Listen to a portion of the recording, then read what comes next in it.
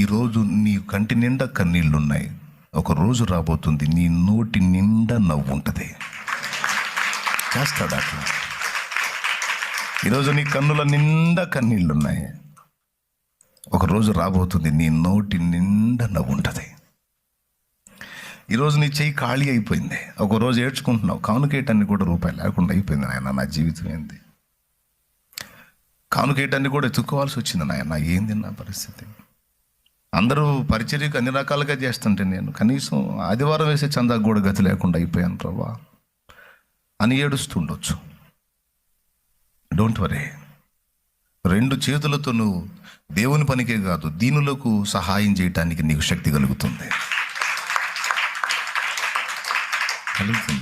ఇస్తాడు ఆయన. ఎలా అన్న క్వశ్చన్ వేయకూడదు. పాపం ఎలా అనొద్దు. ఎలాగైనా చేస్తాడు నా దేవుడు అనుకో.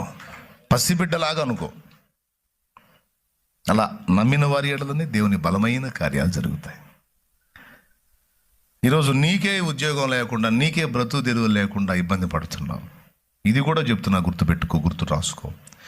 10 మందికి నీవు పని కల్పించడానికి దేవుడు నీకు కృప చూపుతాడు. విశ్వాసం ఉంటే రాసి పెట్టుకో, డేట్ వేసుకో, రాసి పెట్టుకో. అది నెరవేరిన నాడు దేవుని కృతజ్ఞతలు చెప్పు. కానీ జరిగిద్దనే కన్ఫర్మేషన్ కోసం నేను చెప్తున్నా ఈ మాట. అంతే. మనుష్య మాత్రుడి మాటలంటే రాయొద్దు, వదిలేసే.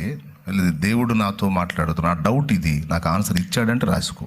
10 మందికి అంటే అనేకులకు నీవు ఉపాధి కల్పించినట్లు, అన్నం పెట్టడానికి, అన్నం దొరకడానికి, కుటుంబాలు బతకడానికి నువ్వు ఆధారం అవుతావు. నా దేవుడు చేస్తాడు.